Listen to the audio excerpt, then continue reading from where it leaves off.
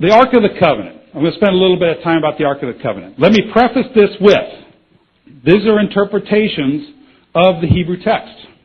You may agree with me or disagree with me, but it's an exercise to show that if you get into the original language, how the words jump off the page and come to life and might affect how you read that text. There I will meet with you, and from above the mercy seat, from between the two cherubim that are upon the ark of the testimony, I will speak with you of all that I will give you in commandment for the people of Israel.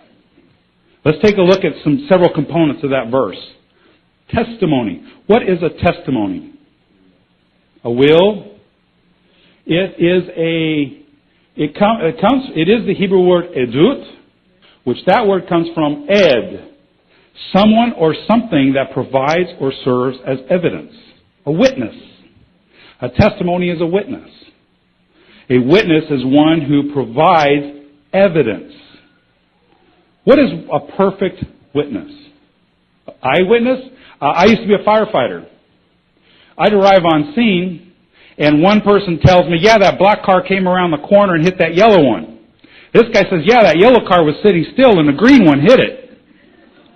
Is eyewitness? We never trusted eyewitnesses. They're always wrong. My wife would come to me and say, we're going out, okay, going out to dinner. How do I look? What do I say? Lovely, dear. Yeah, I know she's listening. Lovely, dear. Does she trust me? Where does she go? To the mirror. Does the mirror lie? We got mirrors right here. I can stand in front of this mirror and it don't lie. It tells me exactly what I look like. Here's a picture of a mirror. It don't lie. It is a perfect witness. It's an exact reflection of what is in front of it. Take this book of the law, the Torah, and put it by the side of the ark of the covenant of the Lord your God, that it may be there for a witness against you. Anybody have a problem with that? You know what? I read that and I'm like, against me? That's not the way I understood Torah. See that word right there? Translators added that word. It's not there in the text. Do I think I have a literal? No, I don't even have the literal. The literal just simply says, at the end there, that it may be there a witness with you, in you. It's the prefix ba, which means in, but can also mean with. It is a witness there with you. The Torah is a mirror. It's supposed to be as a mirror. We're supposed to be able to stand in front of that Torah and look at it, and we're supposed to see our reflection in it. If we don't, it ain't going to lie. We see our faults in it, don't we? The Torah is the mirror, the witness. Now, why was it placed beside the ark? Do we care? Do you think that's significant? We'll come back to that. Covenant. What is the word for covenant? Barit. What does barit mean? No. I mean, yes, it does. What's the literal... Okay, covenant. Is that an abstract or concrete? No, it's an abstract. It's an abstract word. What is the concrete meaning of barit? Meat. Meat. That's weird. Have you ever heard that before?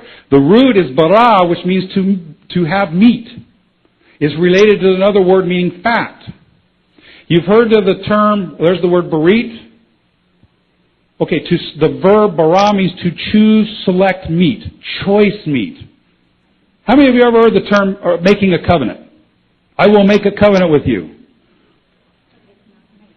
That's right, it's not make. The Hebrew is karat barit.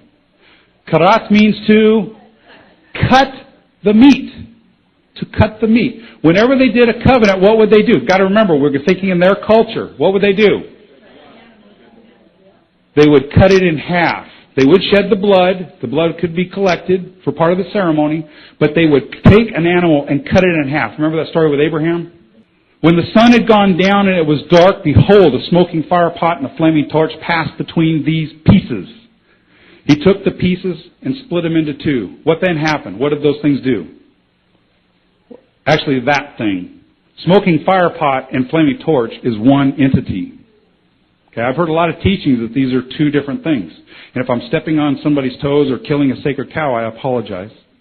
But a smoking pot and a flaming torch is Hebrew poetry. It's a parallelism, saying one thing two different ways. How do we know that? How do we know I'm just not blowing smoke myself? Because the verb there, pass between, it's the Hebrew verb avar, which is the root of Hebrew, avar, and it's written in the singular. He passed through.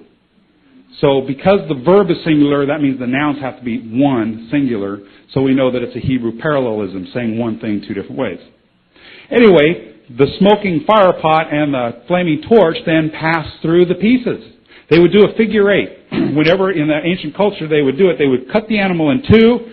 One piece went there, one piece went there. The two people doing the covenant would pass through the pieces. Why? If you broke the covenant, if I break the covenant, you can do to me what we just did to that animal. Yeesh. Which is why Abraham could not take part of that covenant. Monty was talking about earlier that God made the covenant and established it forever.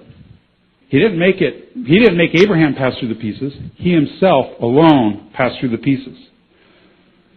In Jeremiah we read, "And the men who transgressed my covenant and did not keep the terms of the covenant which they made before me, I will make them like the calf which they cut in two and passed between its parts." If Israel does not follow the covenant that God made with them at Horeb, He has the right to cut them in two and pass through the pieces. What happened to Israel? They were cut into two, Israel and Judah. Does that mean the covenant's over? No. No. But He did cut them in two, just like we see here in Jeremiah.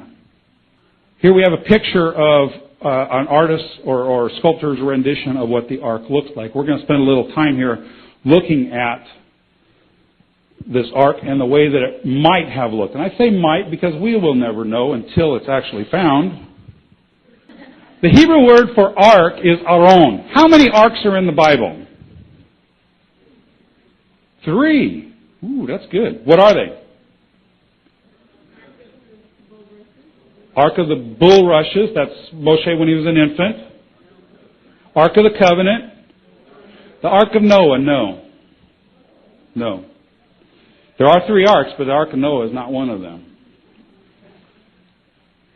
So Joseph died being 110... Oh, excuse me. You were wrong. I'm sorry. The Ark of the bulrushes is not an Aron. So Joseph died being 110 years old, and they embalmed him, and he was put in a coffin.